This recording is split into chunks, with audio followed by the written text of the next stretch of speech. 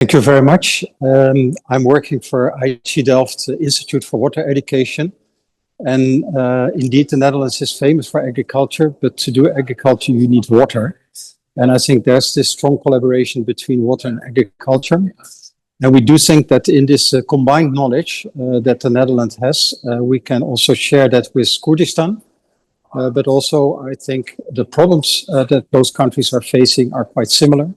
So both in Kurdistan as well as in the Netherlands, there's a challenge on how to get enough water to create the production.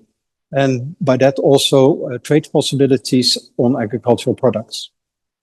Yes, so a big challenge that I think we're facing is the fact that there is a bigger need for agricultural products. And at the same time, we're facing actually less water.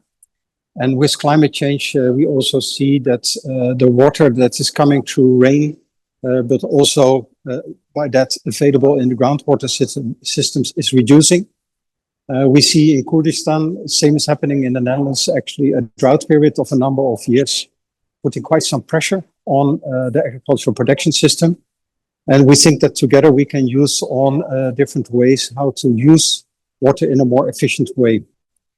During the meeting that we had with the minister this week, we also showed how, with the help of remote sensing, we can obtain information that can be used to better manage water resources in a more efficient way to increase productivity in the agricultural sector. So we strongly believe that there's a challenge there and a possible solution. But another interesting problem I think that both countries are facing is that we are facing more and more saline water. In the Kurdistan region, it's also the groundwater system that's becoming more and more saline. In the Netherlands, that's also happening. The reasons are a little bit different, both related to climate change.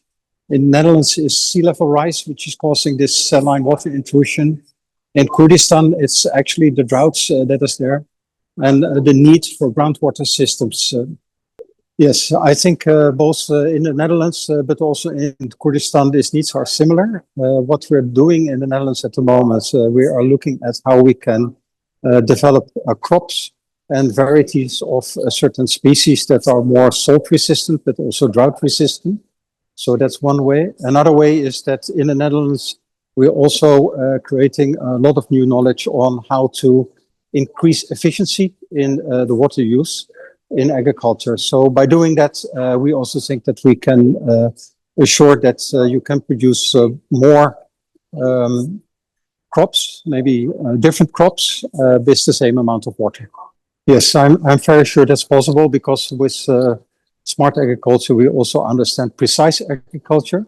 So that means that you apply actually and use the systems that are best fitted for certain surroundings. And I think that's even at a small scale.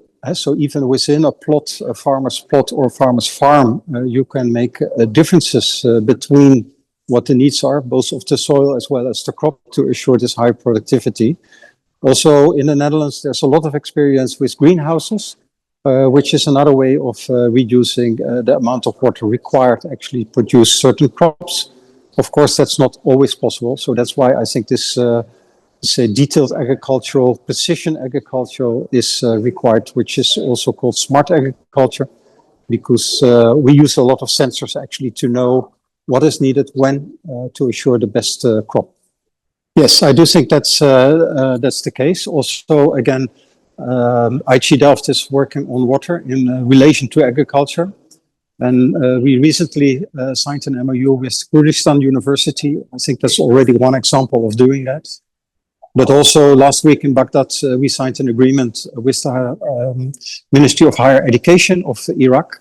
Within that agreement, there's also a bigger possibility for student exchange in both ways, but also to stimulate research together. And I think both those MOUs can help actually to stimulate the collaboration and also will help us to find new ways how we can improve agriculture further.